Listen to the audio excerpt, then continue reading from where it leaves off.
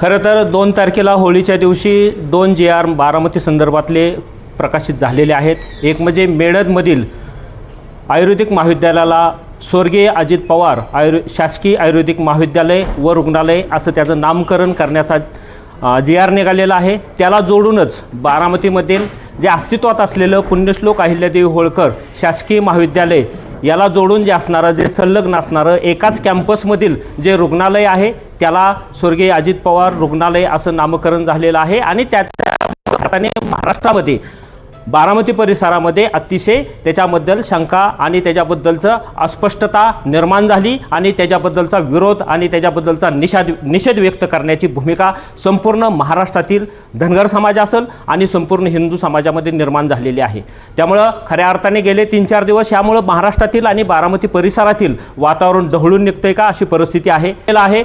खऱ्या अर्थाने पुण्यश्लोक अहिल्यादेवी होळकर ह्या महाराष्ट्रातीलच नाही तर संपूर्ण देशाचा हिंदू रक्षक म्हणून त्यांच्याकडे आपण पाहतो. आता त्रिशताब्दी वर्ष 300 वर्ष अहिल्यादेवी होळकरांचं चालू असताना त्यांचा पंतप्रधान प्रत्येक राज्यातील मुख्यमंत्री असेल सर्व या देशातील सर्व पक्षीय असतील RSS सारखी संघटना असेल अनेक संघटनेनं या पुण्यश्लोक अहिल्यादेवी होळकरांचं जो शासन कारभार होता आणि ह्या देशाबद्दलचं योगदान होतं त्याबद्दल भूमिका स्पष्ट केलेली आहे.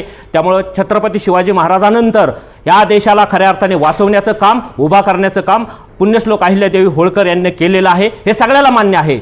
परंतु बारामतीमध्ये आपण जर पाहिलं ज्या कॉलेजमध्ये हे छेडछाड करण्याचं जे चुकीचं काम झालेलं आहे त्याच्या विरोधात खऱ्या अर्थाने बारामतीतील संपूर्ण धनगर समाज हा नैसर्गिकदृष्ट्या याच्या विरोधात गेलेला आहे. त्याच्याबरोबर हिंदू समाजसुद्धा ह्याच्या विरोधात गेलेला आहे. त्यामुळं खऱ्या अर्थाने हा जो ज्या पद्धतीने छेडछाड केलेले आहे तुम्हाला मी सांगू इच्छितो 2023 मध्ये ज्यावेळेस महाराष्ट्राचे मुख्यमंत्री एकनाथ शिंदे होते आणि उपमुख्यमंत्री देवेंद्रजी फडणवीस साहेब होते त्या काळामध्ये बारामतीमधून मी त्या विषयाची मागणी केली की ह्या महाविद्यालयाला अहिल्यादेवी होळकरांचं नाव देण्यात यावं. आणि त्या काळात गोपीचंद पडळकर असतील राम शिंदे साहेब असतील एकनाथ शिंदे साहेब असतील आणि देवाभाऊ फडणवीस साहेब असतील त्यांच्या महायुतीच्या सरकारनं खऱ्या अर्थाने या महाविद्यालयाचं नाव अहिल्यादेवी होळकर अशा पद्धतीने केलेलं आहे. त्याला जोडूनच दुसऱ्याच 31 मे 2023ला हा निर्णय घेण्यात आला. त्याच्यामध्ये एक गोष्ट राहून गेली होती की रुग्णालयाचे नाव देण्यात यावं असं राहून गेलं होतं. तुम्हाला मी दाखवू इच्छितो 7/6/2023 रोजी मी त्यावेळेस तिथं तुम्हाला सांगतो पुन्हा एकदा गिरीश महाजन त्या काळात वैद्यकीय शिक्षण मंत्री असताना त्यांना पत्रव्यवहार केला. त्यांना विनंती केली की त्याला जोडून संलग्न कॅम्पसमधलं असलेलं जे रुग्णालय आहे त्याला सुद्धा तुम्ही त्याचं नामकरण केलं पाहिजे. आणि त्याचं त्यानं स्वागत केलं आणि त्यानं उचित कारवाई करावी असा शेरा मारला आणि त्यानंतर खऱ्या अर्थाने त्या रुग्णालयासुद्धा नाव देण्याचं त्यावेळेस मान्य झालेलं आहे. परंतु आज काही मंडळी म्हणतात की राष्ट्रवादीच्या माध्यमातून ह्याचं नामकरण झालेलं आहे. मी तुम्हाला सांगू इच्छितो की 31 मे 2023 रोजी एकनाथ शिंदे हा महाराष्ट्राचे मुख्यमंत्री होते. देवाभाऊ फडणवीस साहेब हे उपमुख्यमंत्री होते. त्यावेळेस राष्ट्रवादी हा पक्ष या महायुतीमध्ये नव्हता. त्यानंतर 1 महिन्यानंतर राष्ट्रवादी पक्ष ह्याला संलग्न झालेला आहे सत्तेत आलेला आहे. त्यामुळं राष्ट्रवादीचं ह्या त्यावेळेस सरकारमध्ये नसल्यामुळं त्या नामकरणामध्ये त्यांचं योग्य योगदान नव्हतं. परंतु अजितदादा पवार स्वर्गीय अजितदादा पवारांना त्यानंतर आम्ही सत्तेत आल्यानंतर ह्या संदर्भातली माहिती दिली. त्यांना सुद्धा त्यावेळेस त्या महाविद्यालयाचं आणि रुग्णालयाचं नावाचं समर्थन केलेलं आहे. आणि त्यांच्याच निरीक्षणाखाली त्यांच्याच मार्गदर्शनाखाली त्या ठिकाणी अतिशय मोठ्या स्वरूपात नामकरणाच्या पाट्या लावण्यात आलेल्या आहेत आणि योग्य त्या सूचना केलेल्या आहेत. त्यामुळे त्यांची इच्छा होती की त्या पद्धतीनं तिथं घडावं आणि त्यांच्या इच्छेविरुद्ध जाऊन आज त्यांच्या नंतर पश्चात 1 महिन्यानंतर अशा पद्धतीचा निर्णय होतो. हा खऱ्या अर्थाने इथल्या हिंदू समाजाच्या आणि धनगर समाजाच्या भावनेला कुठंतरी ठेच पोहोचवलेली आहे. हे आमची यामुळं भूमिका आहे. ह्याचा अर्थ कुणी काढू नये की आम्ही अजित पवार नावाला विरोध करतोय. अजितदादांचं योगदान हे बारामतीसाठी राहिलेलं आहे हे सर्वांना मान्य आहे. इथला विरोधक असेल सत्ताधारी असेल महाराष्ट्रातला त्यामुळं अजितदादांच्या नावाला आम्ही कुठेही विरोध केलेला नाही. परंतु पुण्यश्लोक अहिल्यादेवी होळकरांच्या नावाला जर तुम्ही अशा पद्धतीने छेडछाड करणार असाल तर आम्ही ते मान्य करणार नाही. इथला समाज हिंदू समाज इथला धनगर समाज मान्य करणार नाही. त्यामुळे आम्ही येणाऱ्या 9 तारखेला ह्याच्या विरुद्ध निषेध मोर्चा काढतोय. त्याच्या विरुद्ध भूमिका घेतलेली आहे. त्यामुळे तुम्ही एक प्रश्न मांडलेला आहे. काही मंडळी लाभार्थी मंडळी किंवा काही समाजातील मंडळी अशा पद्धतीचं त्याचं समर्थन करत असतील त्यांच्या भूमिका वेगळ्या आहेत कारण की त्यांच्या कुठंतरी वेगळ्या भूमिका आहेत. त्यांना ह्या नामकरणामध्ये कुठं भूमिका आहे नामकरणाची त्यांना कुठं मागणी केलेली आहे. त्यामुळं त्या नामकरणामध्ये आम्ही स्वतः पहिल्या दिवसापासून आहे. महाराष्ट्राचे गोपीचंद पडळकर नेते ह्यामध्ये आहेत, राम शिंदे साहेब आहेत, एकनाथ शिंदे साहेब आहेत आणि त्यानंतरही अजित पवार स्वतः स्वर्गीय अजित पवारांचं सुद्धा योगदान त्या महाविद्यालयामध्ये वाढवण्यात नामकरणामध्ये झालेलं आहे. मी तुम्हाला ठामपणे सांगू शकतो. आणि मंत्र्यांना या संबंधात तुम्ही नेमका काय जाब विचारणार? नाही, त्यांना सुद्धा हे नामकरण करण्यासाठी योग्य ते निर्णय घेतला पाहिजे, कारण की ते सुद्धा जबाबदार आहेत आणि त्यांना सुद्धा ह्या भूमिकेमध्ये ह्या खात्यानं निर्णय घेतल्याची चौकशी केली पाहिजे. त्यामुळं तिथं निषेध मोर्चा आणि त्या पद्धतीनं त्या परिस्थितीत आम्ही तिथल्या पोलीस स्टेशनला पत्रव्यवहार केलेला आहे, प्रांताशी पत्रव्यवहार केलेला आहे. त्यामुळं त्या सगळ्या गोष्टी तिथं निषेधाचे जे आवश्यक गोष्टी आहेत त्या आम्ही करणार आहोत. कोण कोण येणार या निषेध मोर्चाला? नेमकं कोण कोण उपस्थित राहणार आहे? या जो सोमवारी मोर्चा होणार आहे त्या मोर्चाला लक्ष्मण हाके सर येणार आहेत, गोपीचंद पडळकर साहेब येणार आहेत.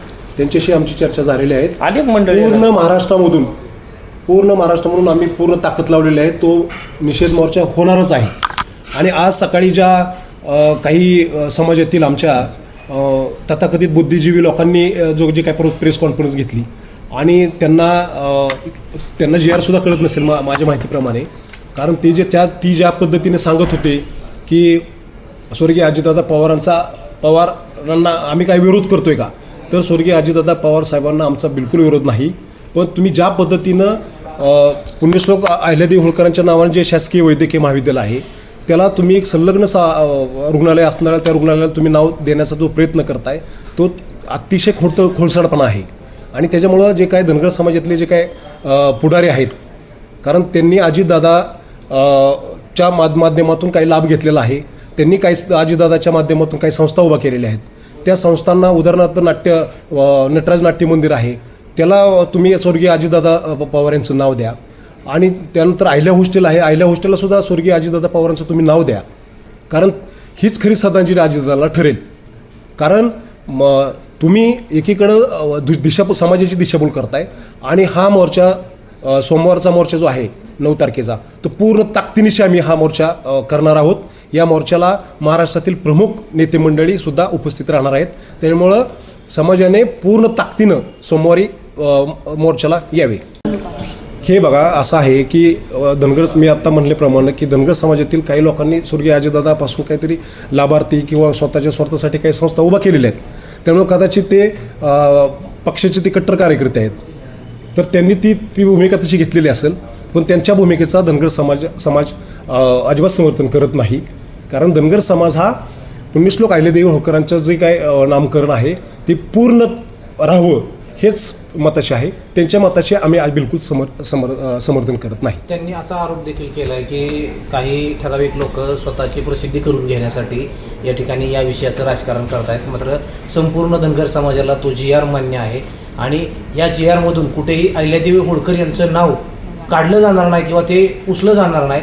मग असं असताना समाजामध्ये गैरसमज पसरवण्याचं काम खरं तर आपल्या माध्यमातून केलं जातं. खरं तर आज ज्या लोकांनी प्रेस कॉन्फरन्स घेतली मुळामध्ये त्यांनी स्वतः आरशात पाहावं आपलं समाजासाठी काय योगदान आहे. तुम्ही ज्यावेळेस सांगता की ह्या लोकांचं काय समाजासाठी योगदान आहे, कारण तुमचंही त्या समाजाचं त्यांनी जे लोकांनी सांगितलं की आम्ही हे करतो आम्ही ते करतो, तुमचंही योगदान किती आहे आम्हाला माहिती आहे. आम्ही बारामती तालुक्यात राहतो. तुम्ही कशा पद्धतीनं स्वर्गीय अजितदादांना सुद्धा ब्लॅकमेल करून काय पदं मिळवलेली आहेत. आता जास्त काय आम्ही बोलणार नाही ह्याच्यावरती, पण त्यांनी थोडंसं शांततेच्या मार्गाने घ्यावं आणि समाजाबरोबर राहावं. आमचा स्वर्गीय अजितदादा पवार यांना कधीही विरोध नाही आणि असण्याचं कारण पण नाही. पण तुम्ही शासकीय वैद्यकीय महाविद्यालय म्हणजे जो आयुर्वेदिक महाविद्यालयात तुम्ही दोन्ही ठिकाणी अजितदादांचं नाव देता, तर या ठिकाणी तुम्ही खोडसाळपणा करू नका अशी आमची त्यांना विनंती आहे. सुनेत्राताई पवारांना सुद्धा आम्ही या संदर्भात भेटणार आहोत की ही जी चाललंय ते चुकीचं चाललंय. समाजामध्ये प्रचंड याचा संताप आहे. काही लोक म्हणत आहेत की आम्ही समर्थन करतो, त्यांच्या वक्तव्याला धनगर समाज भीक घालत नाही आणि त्यांची तेवढी उंची पण नाही की धनगर समाजाची नेते म्हणण्याची. एवढं या ठिकाणी मी तुम्हाला सांगतो. तुमची मागणी जर मान्य नाही झाली तर तुमची पुढची भूमिका काय असणार आहे? आमची मागणी जर मान्य नाही झाली तर आम्ही सोमवारी आम्ही मोर्चा काढतोय. त्याच्यानंतर आम्ही उपोषण करू आणि आम्ही बारामतीमध्ये तुम्ही बघचालच आम्ही खूप उग्र आंदोलन आम्ही करणार आहोत. कारण हा आमच्या अहिल्यादेवी होळकरांच्या अस्मितेचा प्रश्न आहे आणि आमची हिंदू समाजाची एक आराध्य दैवत आहे.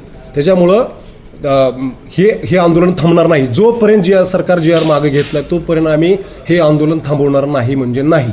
बारामती विधानसभा मतदारसंघाची आता पोटनिवडणूक लागणार आहे. तुम्हाला वाटतं या सगळ्या गोष्टीचा फटका येणाऱ्या कालावधीमध्ये या निवडणुकीत राष्ट्रवादी काँग्रेस पक्षाला बसू शकतो? माझं राष्ट्रवादी काँग्रेसच्याही पदाधिकाऱ्यांना माझं सांगणं आहे की तुम्ही जर पोटनिवडणूक आता लागलेली आहे, तुम्ही जर अशा पद्धतीने जर अहिल्यादेवी होळकरांचा अपमान करत असाल तर ही पोटनिवडणूकसुद्धा आम्ही पूर्ण ताकदीने लढणार आहोत.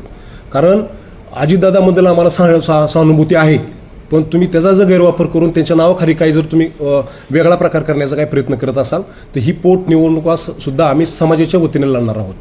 हे मात्र तुम्हाला आवर्जून सांगतो.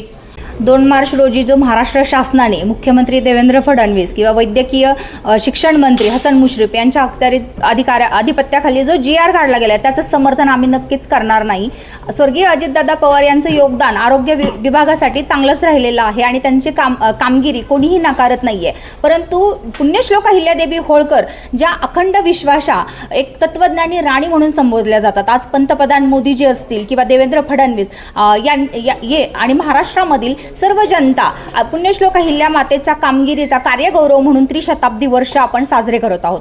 आणि 31 मे 2023 रोजी जे गोविंद भाऊ यांनी सांगितलं की त्या दिवशी जो GR त्यांनी शासनाने पारित केला होता, तर चौंडी या ठिकाणी मुख्यमंत्री एकनाथ शिंदे आणि उपमुख्यमंत्री देवेंद्र फडणवीस असताना तो GR त्यांनी त्या ठिकाणी घोषणा केली होती. त्या मंचावर मी देखील होते. मला एक प्रश्न विचारासा वाटतो की आज ज्यांनी समर्थन या GRला दिलं त्यांनी आधी तो GR नीट वाचावा आणि GR वाचायला येत नसेल तर कुठल्या तरी वकिलांशी चर्चा करून त्या GR मधला जो अर्थ त्यांनी काढावा की पुण्यश्लोक अहिल्यादेवी होळकर यांच्या महाविद्यालय आणि त्याचं रुग्णालय याचं नामाधिकरण करणं हे फार चुकीचं आहे. आणि शासकीय जे आयुर्वेदिक महाविद्यालय आहे त्यासाठी अजितदादांचं योगदान आहे, तर त्या ह्याला देण्यास कोणाची हरकत राहणार नाहीये. परंतु त्याचा चुकीचा अर्थ येथील नेत्यांनी देखील काढू नये. पुण्यश्लोक अहिल्या मातेचा जो कार्यगौरव आणि 28 वर्ष राज्य करणाऱ्या अशा तत्वज्ञानी महाराणी 18व्या शतकातील उत्तम प्रशासक असणाऱ्या अहिल्यादेवींच्या कार्याची उत्तुंगता